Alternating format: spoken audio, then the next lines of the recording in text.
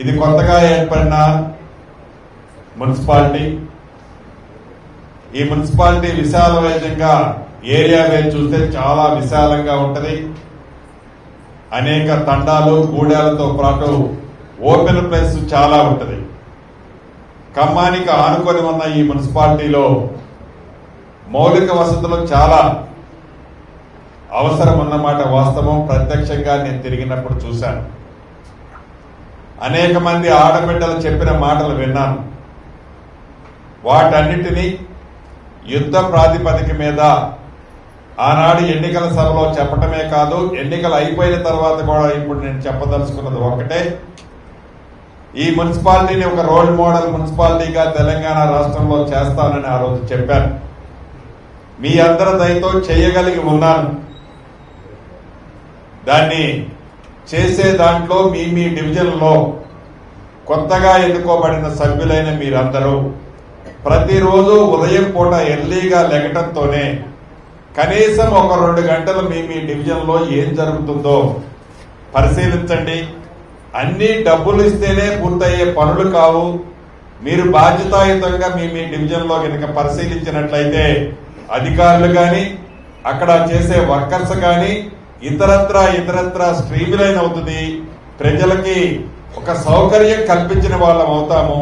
దయచేసి కొత్తగా ఎన్నుకోబడ్డ సభ్యులు, చైర్మన్ గాని వైస్ చైర్మన్ గారితో పాటు కొత్తగా ఎన్నుకోబడిన సభ్యులు మీ డివిజన్లో ఈ 1-2 రోజుల నుంచే కనీసం ఉదయం పూట వారానికి 5 రోజులు ఉదయం పూట 2 గంటలు తప్పకుండా మీరు తిరిగినట్లయితే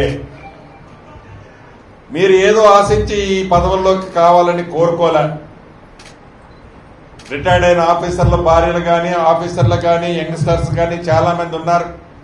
ప్రజలకు సేవ చేయాలని మీరు, ప్రజలకు ఒక మంచి కార్యక్రమం చేయాలని మీరు, ప్రజలతో మమేకం కావాలని మీరు ఏరి కోరి ఈ పదవుల్లోకి మీరు కోరుకొని వచ్చారు. ప్రజలు కూడా మిమ్మల్ని మనస్ఫూర్తిగా దీవించారు, ఆశీర్వదించారు.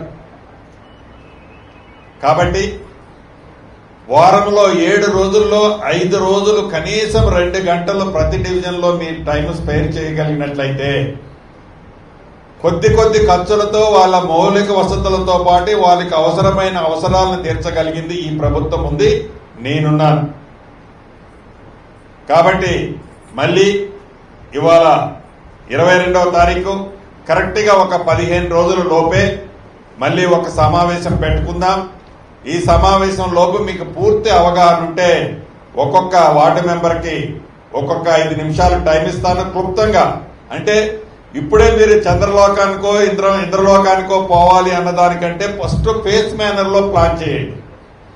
అర్జెంట్ ఏముంది, తాగునీరు సమస్య ఎక్కడుంది, మురికి నీరు. నేను కొన్ని ప్రాంతాల్లో పోయినప్పుడు ఓపెన్ ప్లాట్లలో, చాలా ఓపెన్ ప్లాట్లలో నీళ్లు నిలిచి ఉన్నాయి. ఇప్పటికీ కూడా ఆ నీళ్లు నిలిచి ఉన్న కారణంగా పాకురు పట్టి ఆ పక్కన నివసించే వాళ్ళకి చాలా ఇబ్బంది కలుగుతుంది. అట్లే డ్రైన్లు కొన్ని చోట స్ట్రక్అప్ అయి ఉన్నాయి.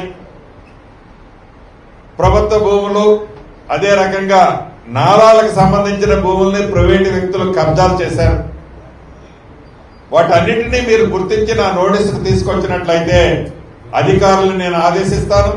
వాటన్నిటినీ స్ట్రీమ్ లైన్ చేసి ప్రజలు ఏదైతే మంచి కావాలని కోరుకుంటున్నారో, కావాలని తాపత్రయపడుతున్నారో దాన్ని చేసే దాంట్లో మీ అందరి సహాయ సహకారాలు ఉంటే చెయ్యగలిగి ఉన్న నేను తప్పకుండా ఈ కార్యక్రమాలన్నీ కూడా చేస్తానని మీ సమావేశంలో మీ అందరికీ తెలియజేస్తూ, చివరిగా నా అభ్యర్థన, నా ఆలోచన ఒకటే.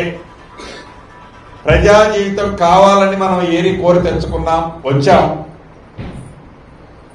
ఈ వచ్చిన అవకాశాన్ని సద్వినియోగం చేసుకొని మంచి చేసే అవకాశం వచ్చిన మనకి, చెయ్యగలిగి ఉన్న మనం సామాన్య ప్రజలకి, పేదవాళ్లకి మంచి చేసే కార్యక్రమాన్ని చేపడదామని మీ అందరికీ మనస్ఫూర్తిగా మరొకసారి తెలియజేసుకుంటూ, గెలిచిన ప్రతి ఒక్కరికి మీ సిరినన్నగా మనస్ఫూర్తిగా అభినందనలు కూడా తెలుపుతూ, ఆ భగవంతుడు చల్లగా చూడాలని కోరుకుంటూ